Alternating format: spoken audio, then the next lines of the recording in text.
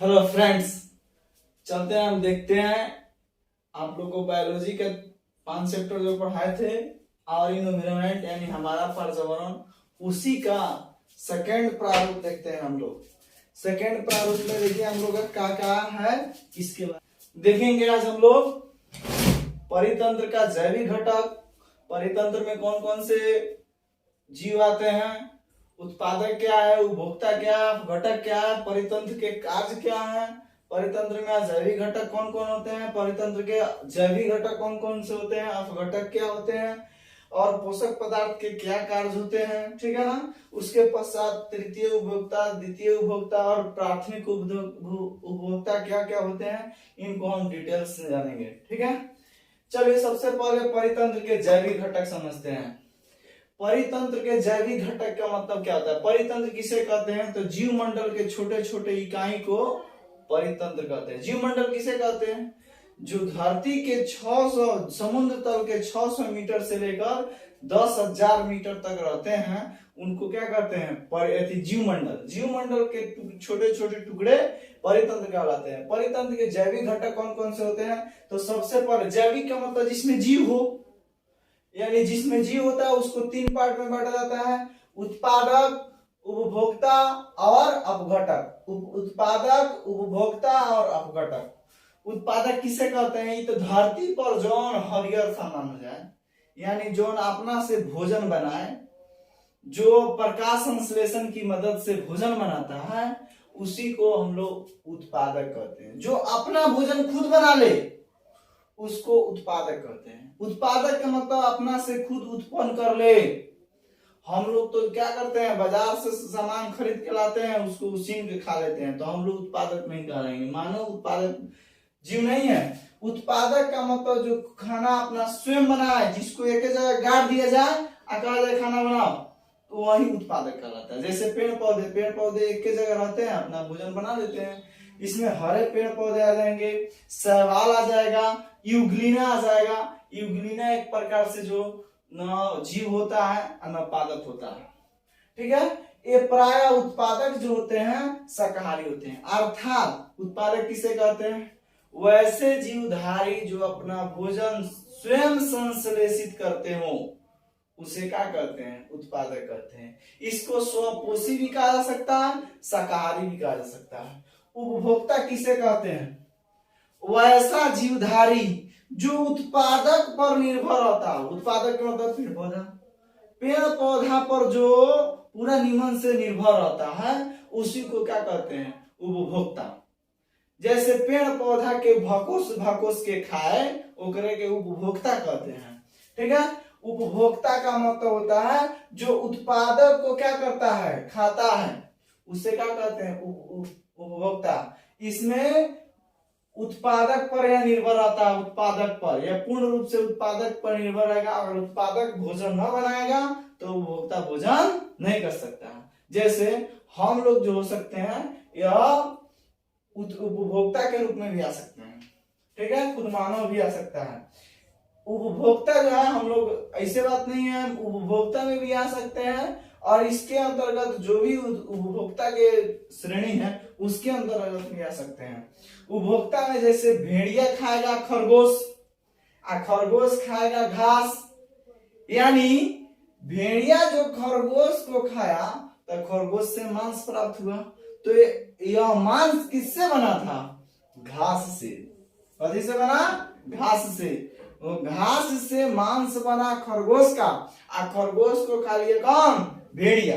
अतः उपभोक्ता को मांसाहारी भी कहा जा सकता है, यानी मांस का जो आहार करता है उसे मांसाहारी कहते हैं, और जो साग सब्जी का आहार करता है उसे शाकाहारी कहते हैं। इसके अंतर्गत 3 वो कैटेगराइज होता है, प्राथमिक उपभोक्ता, द्वितीय उपभोक्ता, तृतीय उपभोक्ता।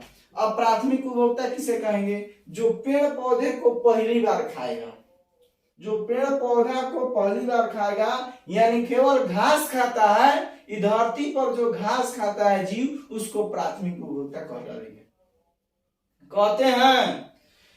प्राथमिक उपभोक्ता यानी घास खाएगा और पौधे पर निर्भर रहेगा। जैसे खरगोश घास खाता है, हिरण घास खाएगी, कछुआ वो भी एक प्रकार से समुद्री जो होता है घास उसी को खाता है। अगर अत्यधिक हिरणों की संख्या बढ़ जाएगी तो ये पर्यावरण में घासों की कमी हो जाएगी। तो इसीलिए भगवान ने इन सब को संतुलन बनाने के लिए एक पर एक प्रकार से डिपेंडेंट बनाया है। एक को खाएगा, एक उसको खाएगा, वो उसको खाएगा, ऐसे या एक प्रकार से श्रृंखला बनाए हैं जिसको आहार श्रृंखला करेंगे, जो नेक्स्ट में पढ़ेंगे, स्लॉट में पढ़ेंगे। घोंगा, टिड्डा, ये जो होता है टिड्डा जो होता है यह बहुत खतरनाक चीज होता है घास के लिए।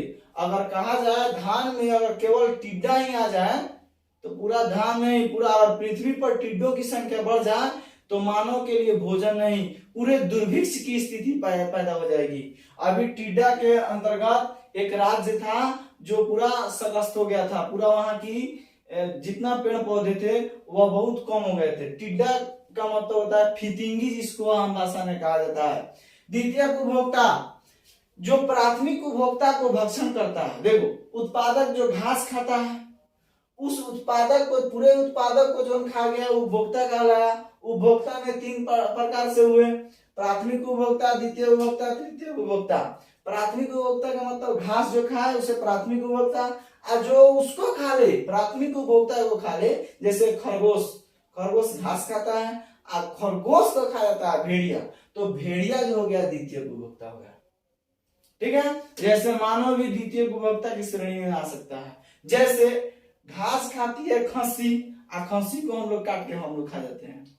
ठीक है, तो द्वितीय उपभोक्ता यानी प्राथमिक उपभोक्ता का भक्षण करता है उसे द्वितीय उपभोक्ता कहते हैं। यह मांसाहारी होते हैं, मांसाहारी, शाकाहारी नहीं हो सकते हैं कभी, यह हमेशा मांसाहारी होते हैं।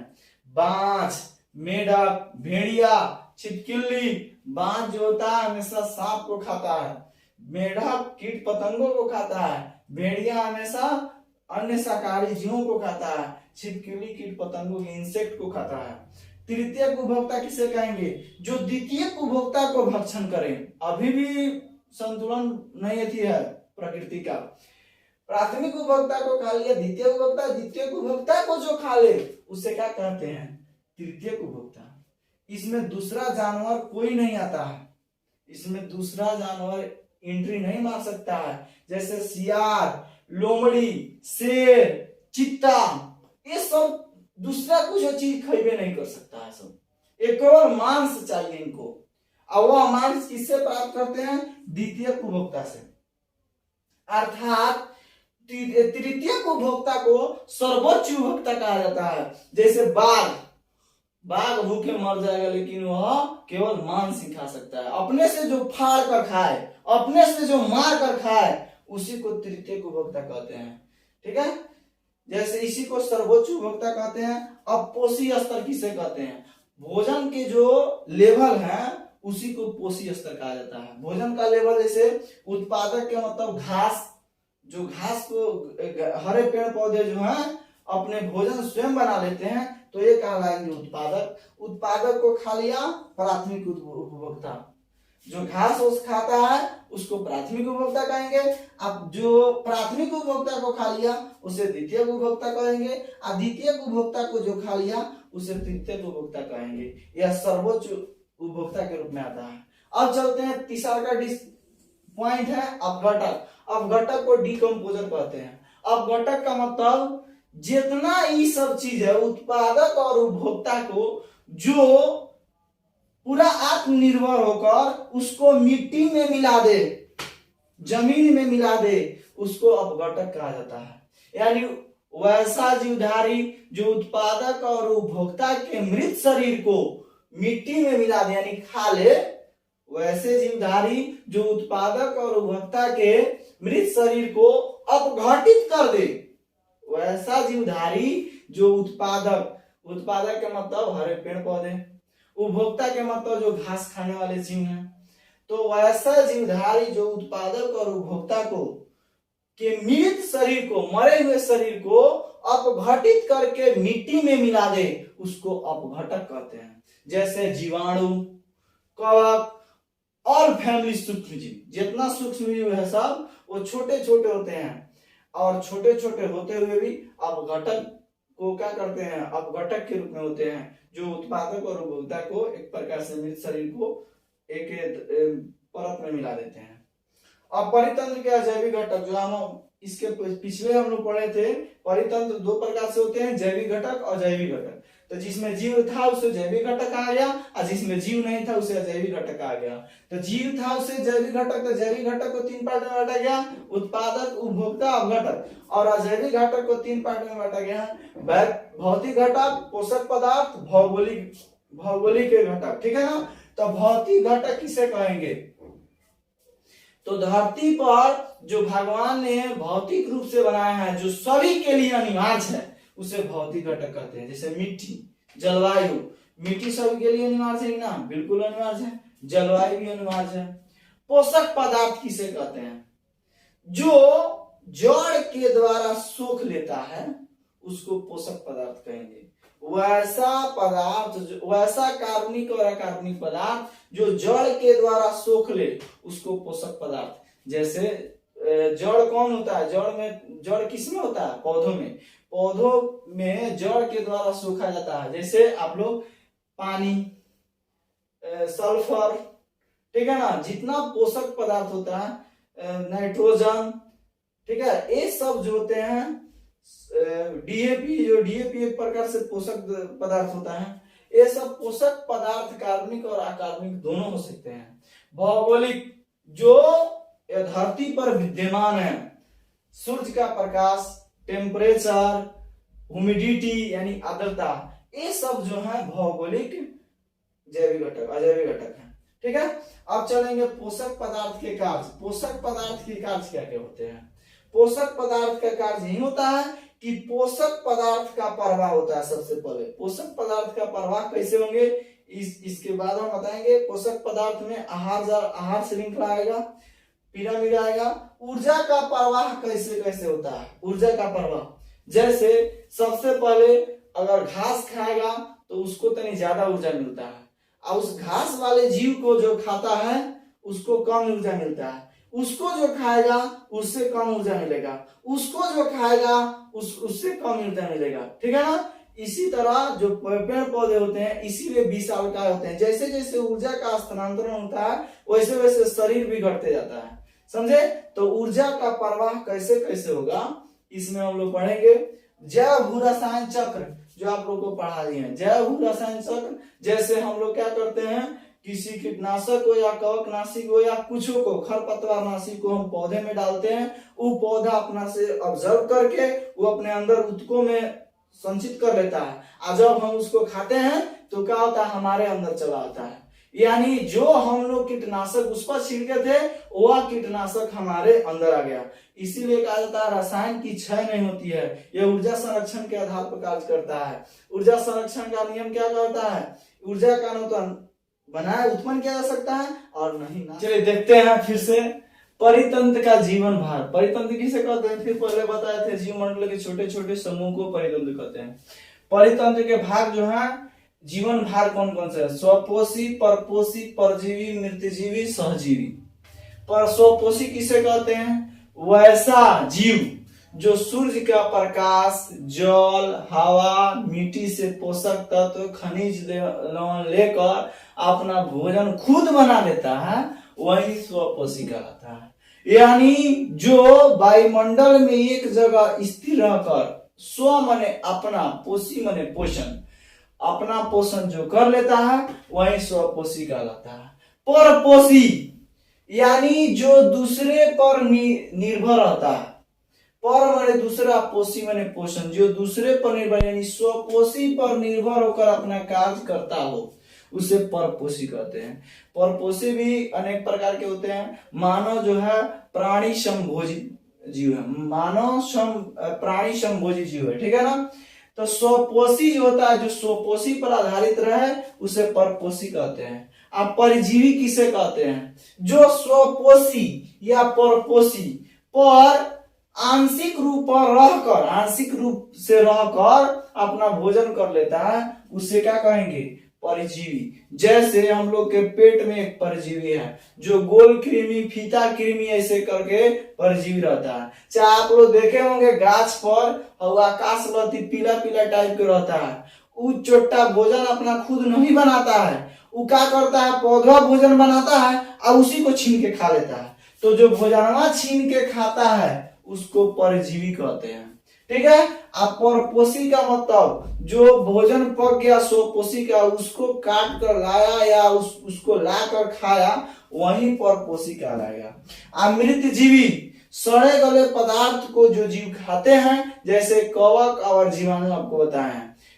सड़े गले पदार्थ को जो खाकर अपना जीव अपने क्षुधा को यानी पेट को भर लेते हैं, उसे मृत जीव यानी मरे हुए पदार्थ को जो निकलता है उसे मृत जीव कहेंगे। जैसे गोबर छत्ता, कुकुरमुत्ता, उसी को कहा जाता है। ये सब जो होते हैं मृत जीवी पदार्थ होते हैं जो मरे हुए जीवों पर अपना राज करते हैं। सहजीवी, सहजीवी संबंध किसे कहते हैं, ना तोहरो घाटा ना हमरो घाटा, दोनों आदमी के बराबर होता है, उसी को सहजीवी कहते हैं। सहजीवी माने दोनों, इसी को सहभोगिता भी कहा जा सकता है।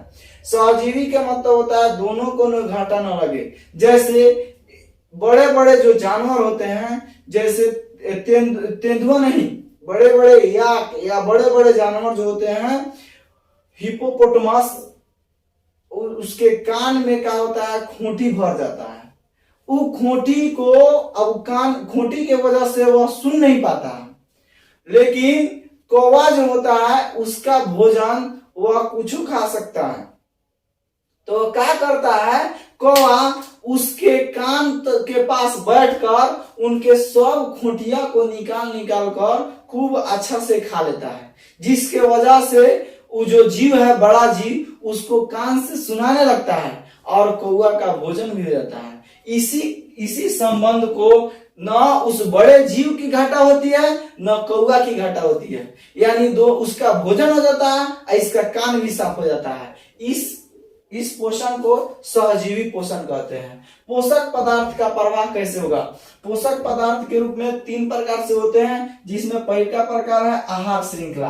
आहार श्रृंखला किसे कहते हैं, परितंत्र के चक्रीय प्रवाह को, परितंत्र के चक्री चक्का के जैसे जो प्रवाह होगा, भोजन के रूप होगा, उसी को आहार श्रृंखला कहते हैं। इसी को फूड चेन कहते हैं। फूड माने भोजन, आ श्रृंखला मतलब एक के साथ कड़ी बनना, एक के साथ जो कड़ी बना रहेगा उसी को आहार श्रृंखला कहते हैं। जब एगो चैन रहे और उस चैन में से वो गुड़िया निकल के टूट के नीचे गिर जाता है तो वह चैन नहीं कहलाएगा। उसी तरह आहार श्रृंखला में सभी जीवों का महत्वाकांक्षी है, सभी जीवों का रहना जरूरी है। उसमें एक जीव अगर इन्हें उन्हें हो जाए तो दिक्कत है। जैसे धरती पर खाली घास बढ़ जाए तो भी दिक्कत है, तो कीट पतंगे ज्यादा हो जाएंगी। अगर धरतियों पर हिरणों की संख्या ज्यादा हो जाएगी तो भी दिक्कत है, शेरों की संख्या ज्यादा हो जाएगी तो भी दिक्कत है। इसीलिए प्रकृति संतुलन बनाने के लिए आहार श्रृंखला का यूज करती है। जैसे सूर्य का प्रकाश ले लिया हरा पौधा,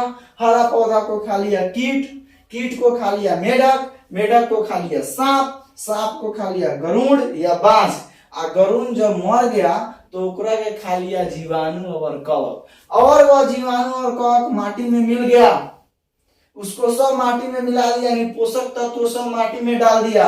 और उस पोषक तत्व को, पोषक पदार्थ को, अभी तुरंत बताए, पोषक पदार्थ को कौन खींच लिया, हरा पौधा। फिर हरा पौधा को खाया कीट, कीट को खाया मेढक, मेढक को खाया सांप, सांप को खाया गरुड़। ऐसे चक्का चलते रहता है हमेशा। इसको कहते हैं आहार श्रृंखला।